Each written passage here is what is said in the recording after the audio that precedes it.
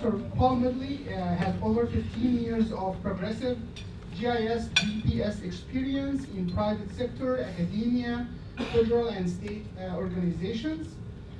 He received his PhD in wildlife and fisheries science from Louisiana State University. Currently, he is the GIS program manager for the USDA Forest Service National Forests in Florida. He has worked extensively with relational database management system-based vector and raster datasets, supporting natural resource management, academic research, master planning, construction, real property, infrastructure, and military aspects. Thank you, Amr. In other words, I'm kind of a jack of all trades. It's a pleasure to be here. I'm relatively new to the Forest Service, coming from the U.S. Air Force. It's quite a change for me, moving into this realm that I departed many years ago and have come full circle in life to now. And again, it's a pleasure to be here. And any questions, feel free to jump in and interrupt, no problem. I want to talk to you about some of the practical applications, geospatial applications for managing the national forests in Florida, and then get into some specifics about some of the decision models that we're using to drive planning activities, management activities on the forest. A little bit about the national forests in Florida. We manage approximately 1.2 million acres in 3 national forests, Apalachicola, Osceola, and the Ocala. And of that 1.2 million, approximately 400,000 are or were historic longleaf natural communities. And that's really kind of the focus part of the end of this presentation. In addition to the national forests in Florida, we also support the Florida National Scenic Trail, geospatial activities. Don't want to forget the recreation folks. And I'm just going to give you some general highlights about Forest Service GIS. As you can imagine, you know, it's quite an enterprise, national scale and scope, a lot of data being collected, a lot of data being moved around, applications delivered here and there. And it is sometimes a challenge to corral the data and get the applications to work correctly. But I think overall, and I've just been here for about 6 months, my feeling is that there is a plan, and a good plan for moving forward, and really to focus on improving the processes, improving the applications, setting data standards, and really trying to further develop the geospatial enterprise. Because leadership, I believe, sees the positive aspects of geospatial. And just about everything we do is geospatially driven, and it is changing every day. In fact, sometimes a little too fast. The national enterprise is quite the system. You've got thousands of people across the nation that are receiving, for the most part, their applications delivered to their desktops via the internet from a centralized Citrix server farm in Kansas City. So that's applications and data. So from what I understand, in the not too distant past, geospatial and Forest Service was kind of like the wild, wild west. Everybody's sort of doing their own thing. They've got things that are rat-holed over here, and you know, you're looking for data, and it's not always easy to come by. I think that's changing very quickly. Top-level instructions are that we will use this as much as possible for non-native invasive species, for timber, for fire. This is really the focus, and I believe in the not too distant future we're going to see a much more streamlined system. Day-to-day stuff, maps and data, nothing new, nothing unusual here, but the array of requirements from end users for maps and data is phenomenal, really. Everything from fire, wildlife management, you know, roads, recreation. Just about every day I have somebody call me that I haven't met yet, and they say, hey, I'm so-and-so, and I'm working on this, and so I got to go figure out what that is. And luckily, it's always nice to see how people are applying the data, and the user base is much broader than, say, in other agencies like in the Air Force. So, in addition to the daily stuff, maps and data, I personally have a mission to provide more useful tools to the users. I think there's a great deal that can be done through process automation. Instead of having to reinvent the wheel every time you have an issue, a fire, or whatever, we all have reporting functions, and somebody's going to want to know the outcome of something, especially if it might be a little controversial issue. Not that we have those. But this is just a basic example of a model that we can run after a fire. Data is collected in the field, brought in, run through the model. So we get the same sort of consistent output every time, and that can be compiled in the report for upward reporting. Just one of many examples of the types of modeling that we use.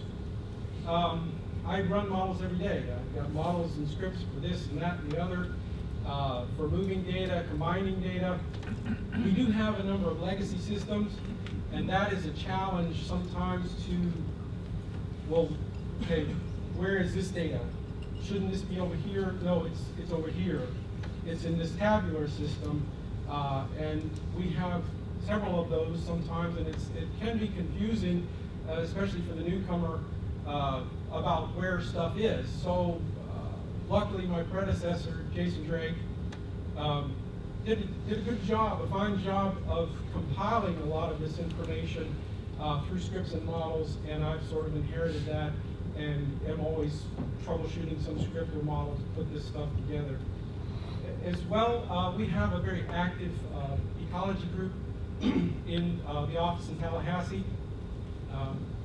We are using models all the time for management of wildlife species, and this is just one example as well for red-cockaded woodpecker foraging analysis.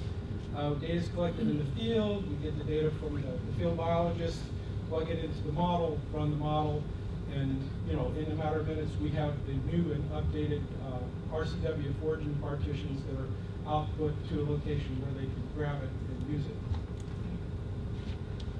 In addition to the red-cockaded woodpecker, we're also looking at scrub jay habitat models on the Ocala. But one of the specific things I want to talk to you about is the ecological condition model. This is something that was developed by Jason Drake and several others in the Tallahassee office. Around 2007, I think they started talking about it. 2008, they were working very hard on it. In 2009, they actually had some good data. And basically, this is a model to quantify the current ecological condition of the forest mesic flatwoods. And I think this has potential, it's shown promise, and I think ultimately these are the types of things that are going to drive management decisions so we can do the right thing. The goal here initially is to identify these longleaf communities that have a high priority for some kind of management activity, whether it's fire, prescribed thinning, fuels, whatever the case may be. When you're dealing with that much acreage, it's not always easy to figure out which way to head, especially when you're taking into consideration wildlife populations, the general public, recreation, all of these sorts of things. And this allows us to focus at the stand level for management activities. So what we do, run the model, come up with a longleaf pine community map, and then look at those stands and determine, okay, what is the current condition of those longleaf pine stands? And then what is the desired future condition of those stands? and those are then fed excuse me, into prioritization models. Those are then used to assign treatments and activities, balance restoration of poor plots with maintenance activities of some of the nicer areas, and overall and hopefully increase management efficiency.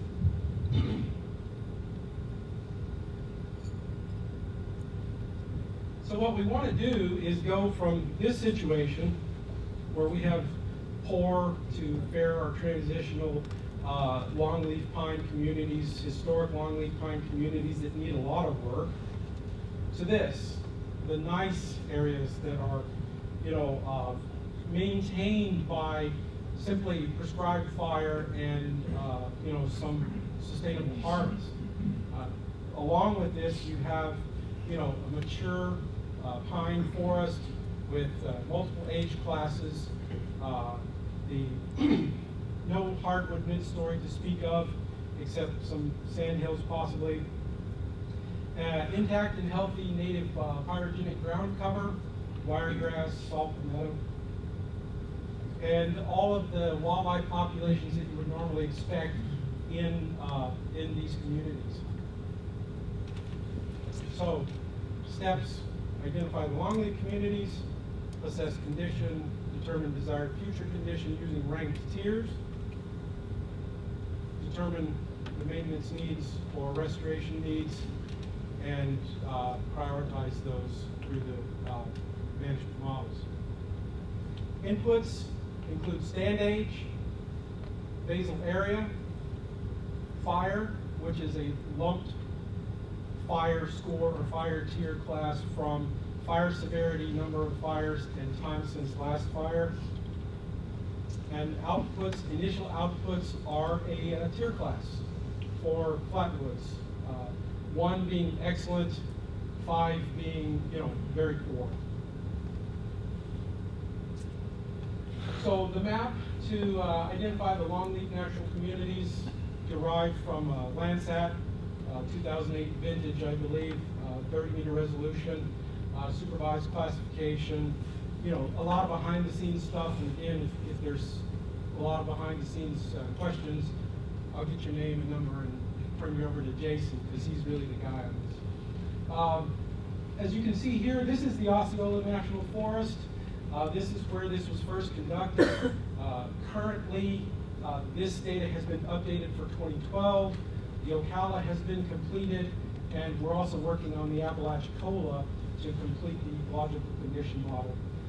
As you can see here, the music flat woods in green that we're really interested in, the red being the red cockaded woodpecker clusters, and of course wet flat woods. And there are areas that are other, or that we don't necessarily know what they are right away. Well, we know what they are, but the data isn't where we need it to be. So tier 1 flat woods, excellent. Flat wood environment, old growth pines, if you will, greater than 110 years old, basal area 40 to 60 square feet. Fire return intervals in the 2 to 3 year interval are kind of that tier 1 target. We want those prescribed burns, we need those prescribed burns, especially for things like the red cockaded woodpecker. In the Osceola, tier 1 flatwoods were only 3 acres of the entire forest. Combined, the tier 1 and tier 2 forests were about 13%, a fair amount. And the only difference between a tier 2 and a tier 1 class is really that stand age. The tier 3 flatwoods are really the pivotal point of this whole operation. It's very easy, if ignored, or if you have other priorities, or if resources aren't available, it's very easy to let some of these tier 3 flatwoods slide back into, say, a tier 4 class, which is not where you want to go.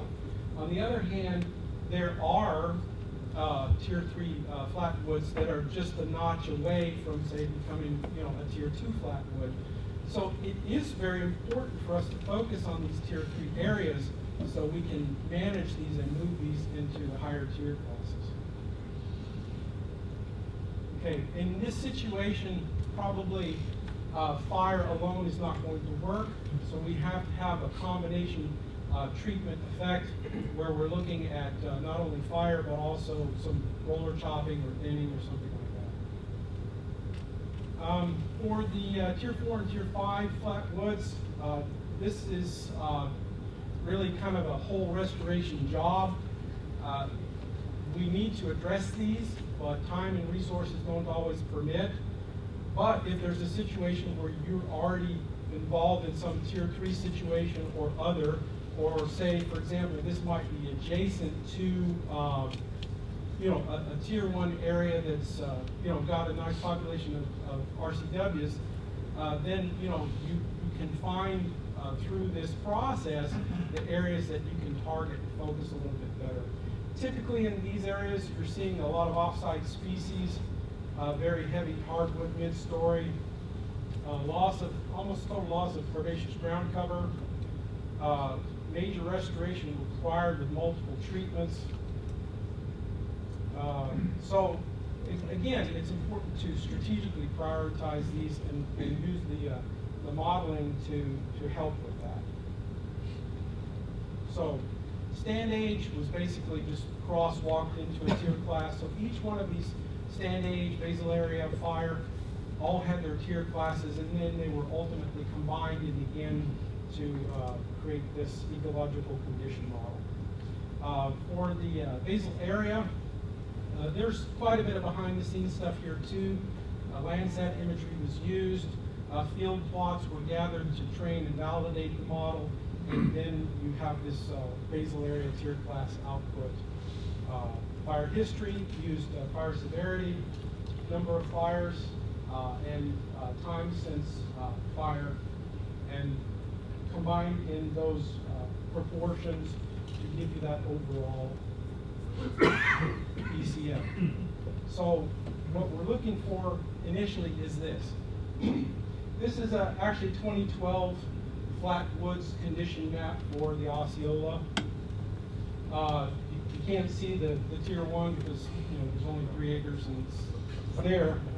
But the other stuff just really pops out at you. And when you have this kind of map, then you are able to look at this. Oh, well, this area right down here where we have a lot of RCW populations. We can begin to look at, oh, well, if we did this, or if we did that, or this stand is next to that stand. So it really is a pretty powerful tool.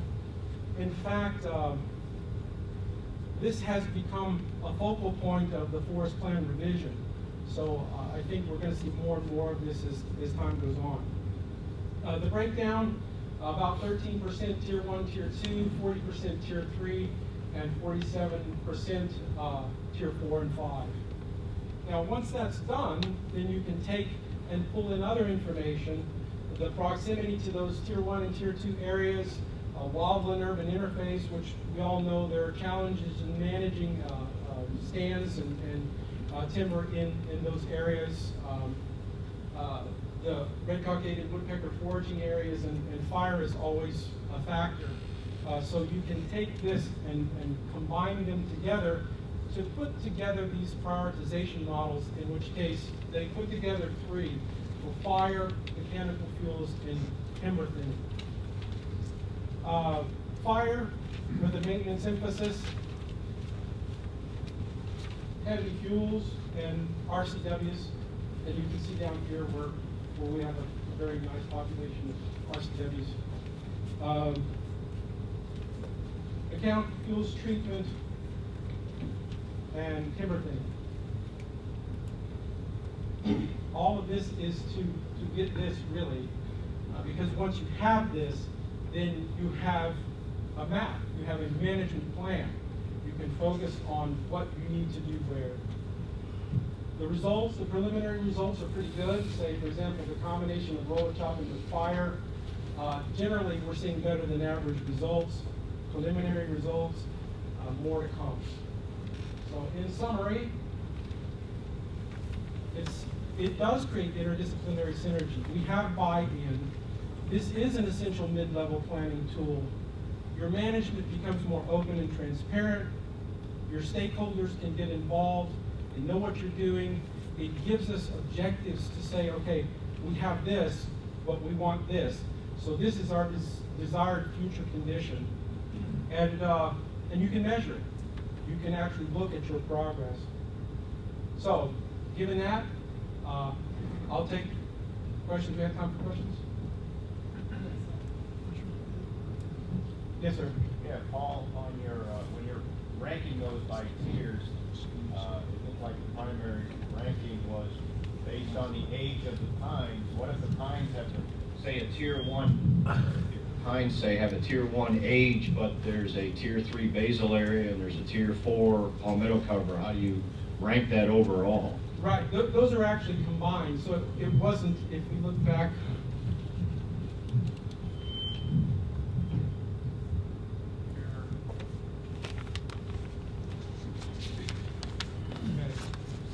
So that's how the percentages were combined. And remember, fire is already a composite. So that's what was decided, you know, the ranking should be as that determined the actual overall or total ecological condition. Does that answer? Yeah, thank you. How do economics play a part in the tier score of weights? Cost, benefits? Yeah, well, especially in this budget climate, economics is always a factor. I think, you know, you have to look at your resources. You know, we are shorthanded at times, and I don't know if I'm getting feedback from that speaker right over your head. Yeah, I can, oh, okay. Let me move over here, see if that's in there. Economics is always a factor. And if you're short-staffed, or if you have other resources devoted to, say, like a wildfire, you know, we do what we can as we can, economics permitting. But overall, in the long run, we have a plan, and the resources will be applied to that as time and money permits. Yes, sir. What is more important, either maybe feeding a high-class area or restoring an area that's about to slip off the chart? That's a great question, and the answer really is both. And trying to balance that, and this will help us balance that. We want to continue to maintain through fire and through thinning and so forth, but you can't let the others slip away. So you do have to find the balance, and this helps us to balance the equation a little bit. So the answer is all of the above. Now there are some places that, because of other factors, you know, say, for example, if it's in a wildland-urban interface, it might be a little more difficult to get to because of the other factors involved. So you want to do both as much as you can. But say, for example, you had a Tier 3 area that was adjacent to some nice RCW habitat in a Tier 2, you might want to focus on that now, sooner rather than later. So this allows us to kind of look at timelines as well. So, does that answer your question? Jack. Is what you're doing in Florida kind of unique to Florida or other states where there are national forests are doing similar things? Is that more of a national approach or state-by-state approach? Well, actually, great question. Given the national scope and scale of Forest Service Geospatial, it's not always easy to know who's doing what and where. But I think this is a Florida thing, really. And Eglin Air Force Base, the Choctawhatchee, they're also very advanced in this very process. In fact, they have a very nice application that sits on top of Oracle that we want to steal. And, well, we don't have to. It's federally owned anyway. But we want to get it, and we want to use it, and we want to make it available to our users. So this is really a Florida thing, and it arose really primarily because of these longleaf communities. These are critical areas that we need to maintain if we want to maintain the RCW populations in particular. Okay, I think we're- Thank you, Paul. I think we're out of time.